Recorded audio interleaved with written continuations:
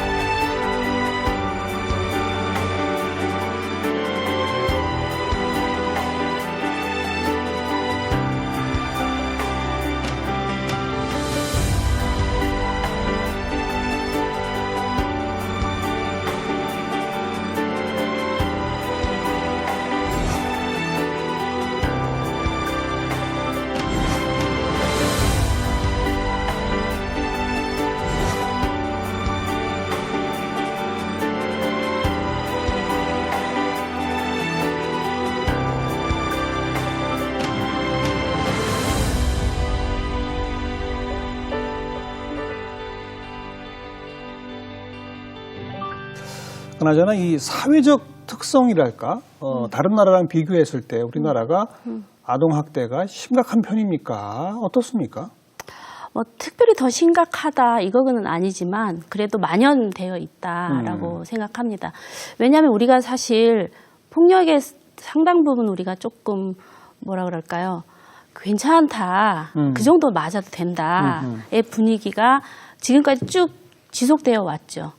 왜냐하면 그건 저는 이제 제가 개인적으로 생각하는 건데 그거는 저희 윗세대의 부모님들이 전쟁을 겪으셨습니다. 그렇죠. 그 전쟁을 겪은 그 트라우마를 가지신 분들이 저희를 양육했죠.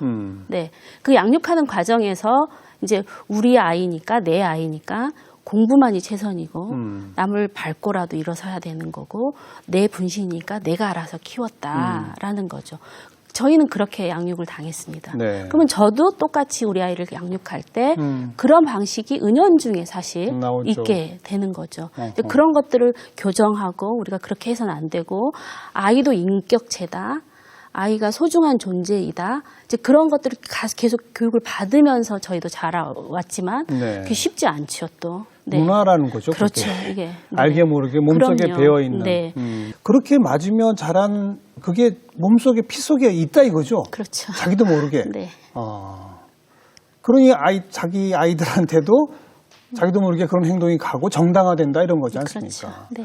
그럼 그런 의식개혁, 문화개조 이거부터가 가장 큰 아동학대 방지 대책이겠네요. 그렇죠. 그게 가장 인식의 변화가 가장 사실 중요한 대책 중에 하나입니다. 네.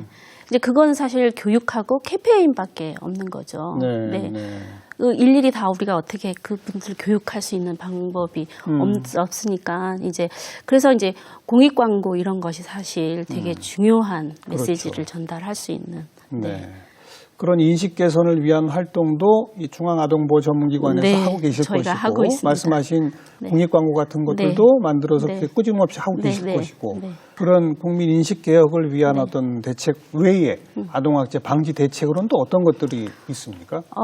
지금 저희가 2016년에 아동학대 방지 대책이 조금 더 보완됐습니다. 그래서 이제 이 조기에 발견할 수 있는 방법, 조기 발견. 네, 그리고 신속하게 대응할 수 있는 거, 예. 그리고 이제 사후 관리하는 거, 그렇게 이제 여러 가지 꼭지들을 그리고 이제 사전에 예방하는 거 네네. 이렇게 네 가지 꼭지를 가지고 27개 과제를 사실 만들었습니다. 보건복지부에서. 그거 하나하나 좀 짚어보죠. 사전 예방으로는? 사전 예방으로는 이제 우리가 그 양육수당 같은 거를 신청할 수 있게 되어 있잖아요. 예. 이제 그럴 때 신청할 때 반드시 부모 교육을 받게 되어 있습니다. 아, 지금 현재? 네, 지금 현재 되어 이미 있습니다. 되어 있어요? 네네. 그래서 이제 이렇게 아동수당 신청할 때 부모 교육을 반드시 받게 돼서 사전에 이제 이렇게 아동학대가 어떤 건지 우리가 부모로서 해서는 안 되는 행위가 어떤 건지를 알게 하는 거고요. 아동수당 신청할 때 교육이 의무화됐다는 건 사실 모든 부모한테 의무화된 그럼요. 거네요. 네네. 근데 그렇죠. 그 교육이 아주 짧지 않을까요? 그렇죠. 동영상이 이제 5분에서 한 7분 정도 아. 수준으로. 예. 그래서 이제 그래도 이제 국가에서 예. 아동 수당을 줄 때 반드시 받을 때 부모가 이런 동영상을 보도록. 클릭해야 된다. 예. 어. 이렇게 이제 의무화 시켜놨죠. 그게 사전 예방이고요. 네네. 조기 발견은 어떻게? 조기 발견은 혹시나 이제 들어보셨는지 모르겠지만 이 아동 행복 지원 시스템이라는 게 있습니다. 이것은 영어 이겠네요. 이 아동 행복 지원 시스템. 이건 18년 4월에 지금 만들어 놨는데 이건 빅데이터를 활용한 겁니다. 그래서 이제 혹시나 양육 수당을 아까 신청한다고 했는데 미신청되어 있거나 아이가 예방접종을 7번 받아야 됩니다. 이제 그런 예방접종이 안 들어온 아이들. 네. 네, 그리고 아동수당을 신청하지 않은 거, 그리고 또 이제 장기결석 아이들, 그리고 이제 그런 뿐만 아니라 이제 사회보장체계에서 가스가 돌아가지 않고 그 집이 가스를 한 번도 사용하지 않았네. 그리고 이제 병원 검진이 너무 잦네. 이런 빅데이터를 많이 돌립니다. 예, 예. 네, 이제 그 중에서 어머. 한번 가서 방문해야 되겠다 해서 읍면동이 먼저 방문하는 체계를 갖고 나가서 어머 학대야 의심되네 그러면 이제 아동보호전문기관이나 경찰에 신고하는 이게 이제 이 아동행복지원 시스템입니다. 그 빅데이터는 자동 체크가 되는 겁니까? 네. 이제 자동 체크가 돼서 이상 조짐이 보이면 빨간불이 들어오고 뜨면 이제 읍면동에 이제 통보가 되는 거고 네. 읍면동에서 나가서 학대 의심으로 이제 아동보호 전문기관에 신고가 들어오는 그런 체계입니다. 네. 이건 상당히 효과적이겠는데요? 상당히 효과적이긴 그렇죠? 한데 이제 이게 이제 나가봐야 되는 상황이니까 예. 많은 이제 그 데이터가 있을 수 있으니까 사실 여기에 이제 많은 읍면동 그 공무원들이 투자가 돼야 되는 그렇죠. 상황인 거죠. 네네. 그 다음에 신속 대응 체계. 신속 대응은 사실 이제 저희가 아까도 말씀드렸듯이 경찰하고 신속히 대응하는 상황이잖아요. 예. 근데 이제 아동보호 전문기 64개밖에 없고 경찰은 사실 5분 출동입니다. 그러니까 학대가 의심된다라고 112에 신고하면 지구대가 5분 안에 거기에 출동하게 돼 있는 먼저? 체계입니다. 네. 이제 그러면 아동보호 전문기관 멀리 있는 아동보호 전문기관 1시간 넘게 이제 걸려서 거기를 가게 되는 상황이죠. 그렇죠. 네. 그러면 이제 서로 통보라는 체계로 우리가 나가봤더니 이제 이거는 학대고 우리가 뭔가 조치를 했어라고 이제 아동보호 전문기관에 통보를 해주는 경찰 측에서 네. 먼저 어떤 조치를 하고. 예. 그래서 이런 통보들이 신속히 이루어질 수 있도록 대응을 철저하게 해줘야 된다라고 지금 경찰하고 협조를 하고 있는 그런 상황입니다. 네.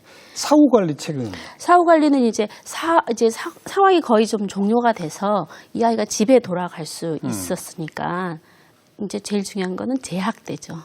그렇죠. 그렇죠. 재학대를 어떻게 하면 방지할 거냐. 그래서 이제 미리미리 가서 모니터 체계를 통해서 이제 아이가 재학대 되지 않도록 이렇게 돌보는 체계를 저희가 이 사후 관리라고 얘기합니다. 근데 전국에 64곳 750명 상담원이 네. 그거 할 수 있습니까? 그래서 저희가 연간 7천 건 정도의 사건인데 네, 그러니까 너무 어려워. 사후 관리까지 가능한가요? 그래서 상담원이 사실 이직이 30%가 거의 매년 발생하고 있어서 전문가로서 역할을 해야 되는데 새로운 상담원을 계속 받아야 되는 그래서 그런 안타까움이 사실 있습니다. 네. 이거는 이 아동보호 기관의 상담원들에게만 맡길 문제가 아닌 것 같은데요. 아까 신속 대응 등등에서는 경찰과의 협력 말씀하시지 않았습니까?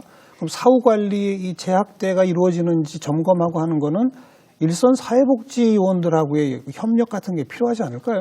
그래서 이제 사실 저희가 그 모니터를 쭉 지속적으로 하는 게 아니라 한 3개월까지 집중으로 하고요. 이제 지금 말씀하신 것처럼 지역 안에 또 유관기관에 저희가 또 부탁을 드립니다. 네. 그래서 혹시나 학대가 발생되는지 또 그 아이가 잘 지내는지 이제 혹시나 무슨 일이 있으면 저희한테 통보해주는 체계를 갖추고 있죠. 네. 그걸 모니터 체계라고 합니다. 그렇게 일단 뭐 보호시설 같은 데 아이들을 두었다가 다시 돌려보냈더니 사망에 이른 경우도 있었죠.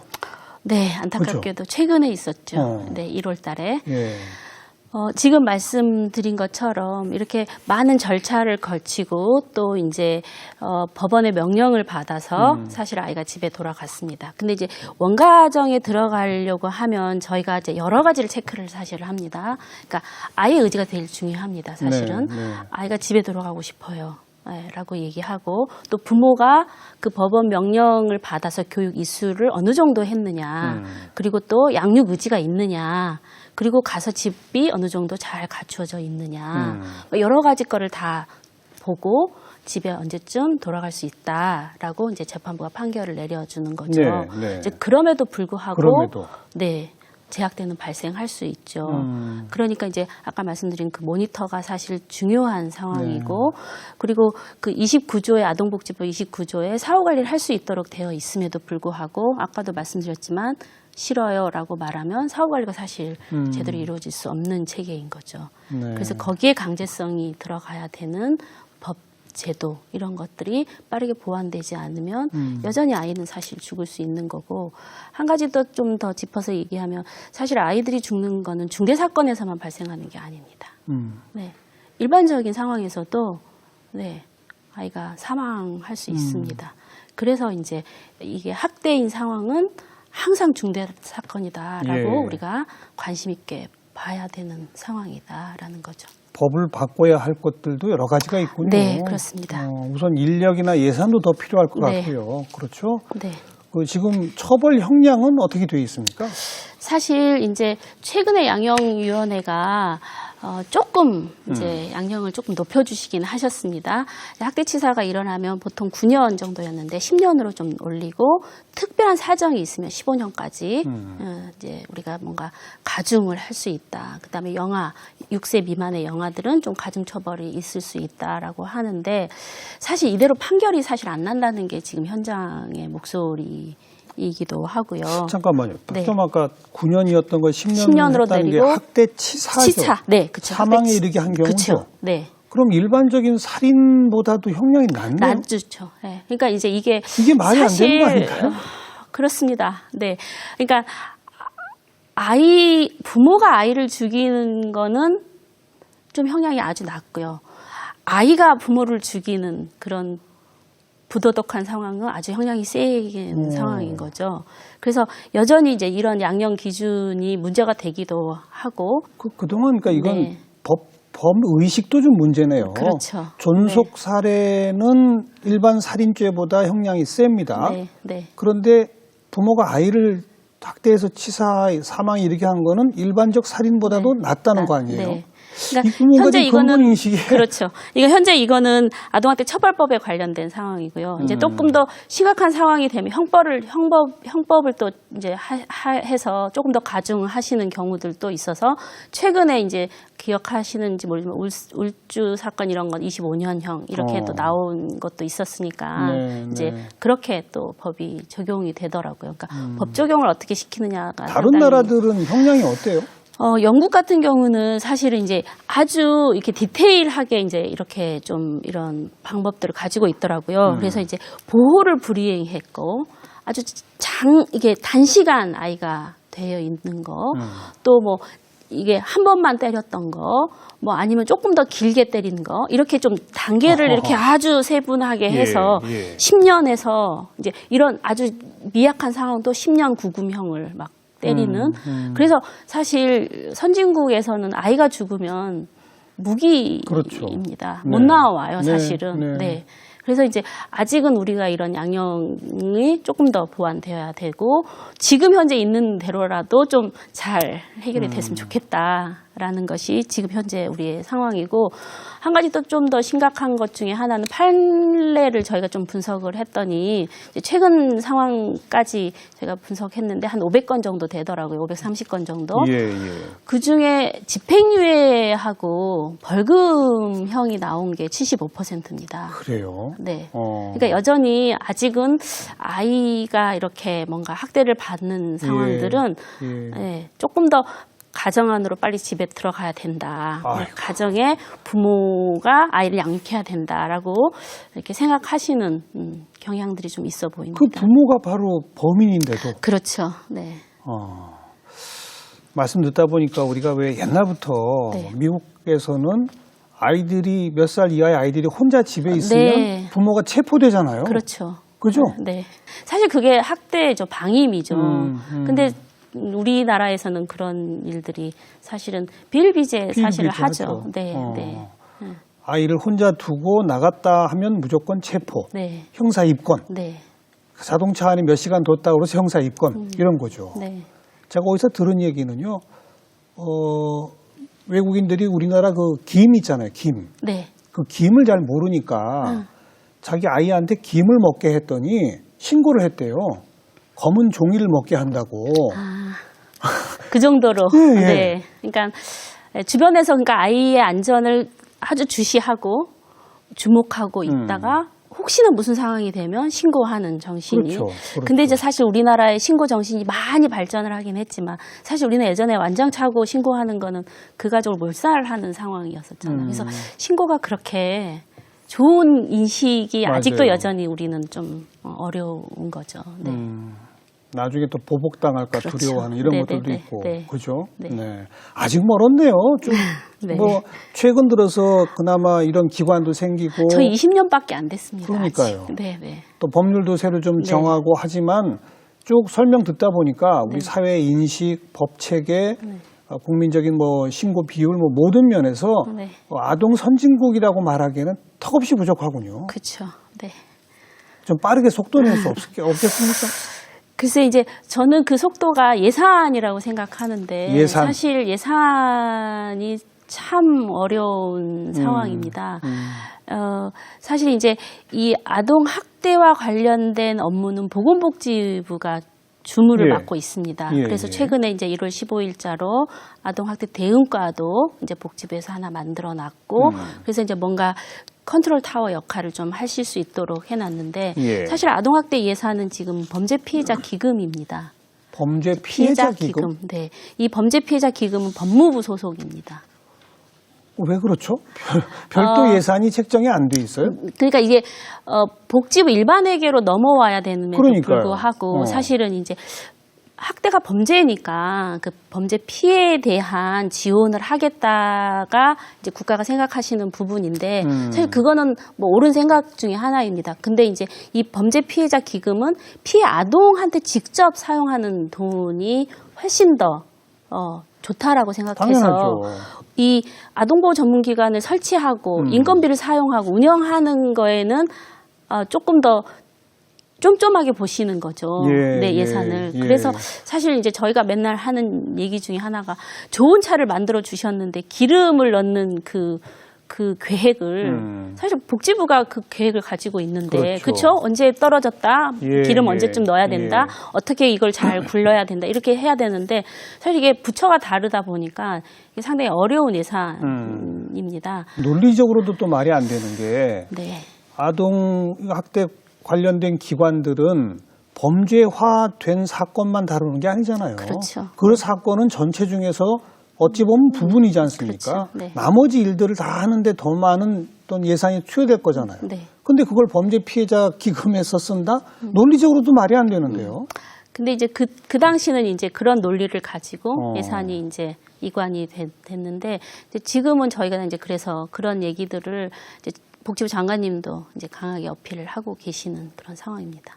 말씀하신 대로 속도를 내려면 예산이 투입되고 인원이 늘어나면서 더 적극적인 개입이 이루어지고 개입이 이루어지면서 실태를 드러내고 폭로하고 그렇죠. 국민한테 알리고 네, 네. 이래야 인식이 바뀌는 거고 그렇죠.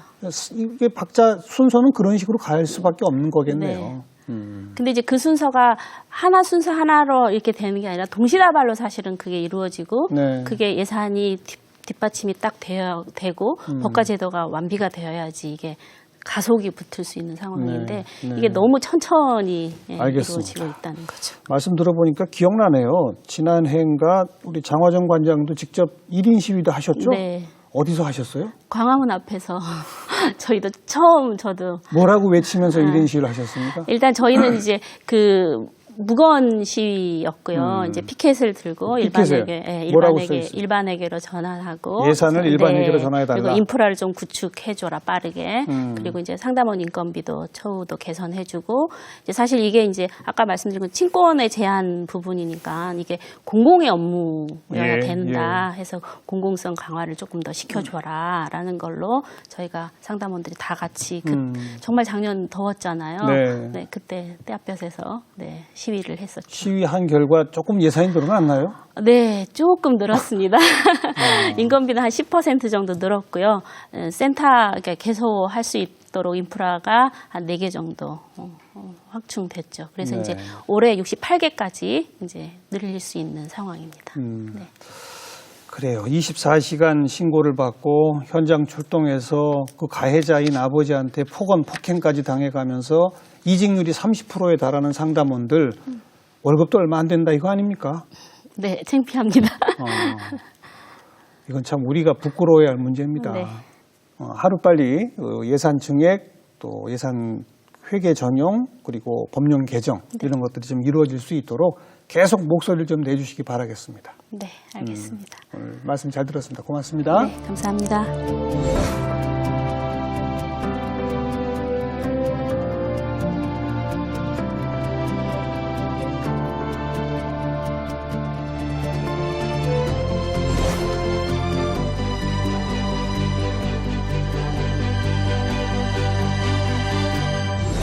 네, 꽃으로도 때리지 마라.